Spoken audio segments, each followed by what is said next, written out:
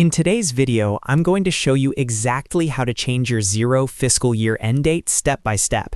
If your accountant has asked you to update your financial year, or your business structure has changed and you need to align your reporting period, this tutorial will walk you through everything you need to know inside Xero. Make sure you watch until the end so you don't miss any important details. And if this video helps you out, don't forget to like and subscribe for more simple Xero tutorials just like this. Now, let's get started. First, log into your Xero account. Once you're on your dashboard homepage, you'll need to access your settings area. To do that, look at the top menu and click on Settings. From the drop-down menu, select General Settings. This is where Xero stores your core organization and financial configuration options. After clicking General Settings, you'll see several different sections.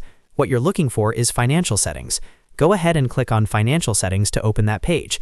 If you don't immediately see the option to edit, scroll down slightly until you find the Financial Year section. Inside the Financial Settings page, look for the field labeled Financial Year End. This is the setting that determines the last day of your fiscal year in Xero. Your reports, including profit and loss statements and balance sheets, rely on this date, so it's important to make sure it's correct. Next, you'll see drop-down menus that allow you to select a new month and day. Click on the month drop-down first and choose the month that your financial year should end in.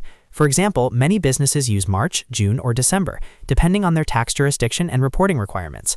After selecting the correct month, click on the day drop-down and choose the exact day your fiscal year ends. Most businesses select the last day of the chosen month, such as March 31st or December 31st, but you should confirm this with your accountant if you're unsure.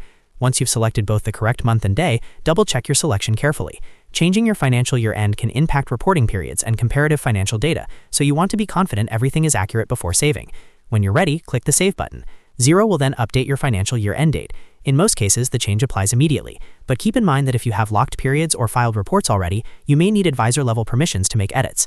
If you don't see the option to change the financial year end, it could be due to user permissions. In that case, make sure you are logged in as a subscriber or advisor with full access rights. Standard users may not have permission to modify financial settings.